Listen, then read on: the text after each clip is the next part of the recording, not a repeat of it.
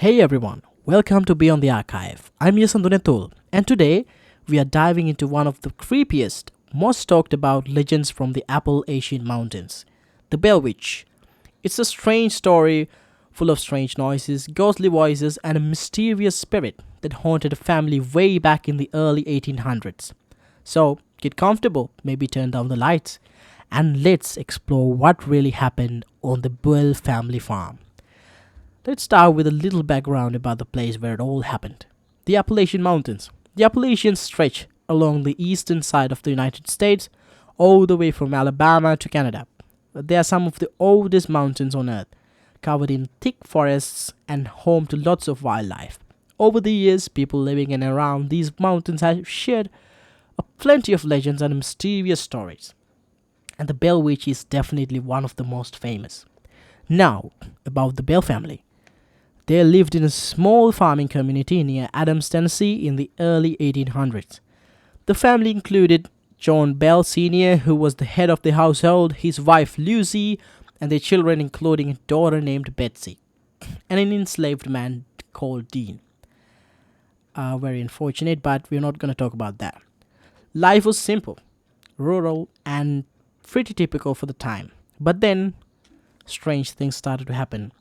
At first, it was just odd noises, knocking on walls, scratching sounds in the night. The family thought maybe it was animals and neighbors playing tricks.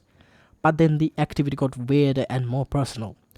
Bed sheets would get pulled off while people slept, hair was pulled, pinches were felt, and all by an unseen force. And on top of that, they started hearing voices, not just random noises, but voices singing hymns and even quoting scripture. This wasn't just any spirit. It claimed to be connected to a woman named Kate Batts, a local neighbor who had a bitter feud with John Bell. The spirit called itself Kate Batts Witch, sometimes friendly, sometimes downright mean. The Bell Witch seemed especially focused on John Bell himself. John was slapped, pinched, and once walked to the family choked by the invisible presence. The torment got so bad that the John eventually became seriously ill. Meanwhile, Betsy, the John's daughter, often had conversations with the spirit. It would speak directly to her, sometimes teach her things, sometimes tease her. And Dean, the enslaved man, had his own unique experience with the witch. Sometimes the spirit was kind to him, even offering to free him. But it could also be mischievous and frightening. The story of the haunting didn't stay a secret for long. Neighbors and visitors came from miles around to witness the strange happenings. Some reported the witch answering their questions by knocking on tables or whispering secrets. There's even a rumor that Andrew Jackson, yes, the future president of the United States, came to see the Bell Witch, but left unsettled by what he experienced. The hauntings reached its peak when John Bell fell ill in the late 1820s. His condition worsened quickly, and despite medical help, he slipped into a coma.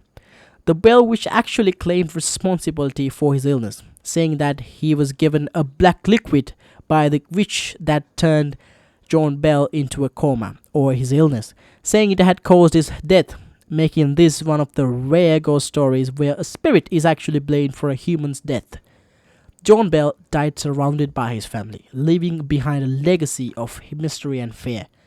After his death, the Bell Witch promised to return in 7 years, and according to the legend, it did, haunting Lucy, the widow of John Bell, and some of the children for a short time before finally disappearing for good. This time it wasn't that intense, because the main concern of the spirit was John Bell, and now John Bell being dead, there's nothing for the spirit to do. The Bell family stayed on their land despite everything, and the area around their farm, including the Bell Witch Cave, has been a hotspot for paranormal enthusiasts and curious visitors. And are you a paranormal enthusiast? If you are, please give us a subscribe because it's free and we will make sure to give you crazy stories in the future.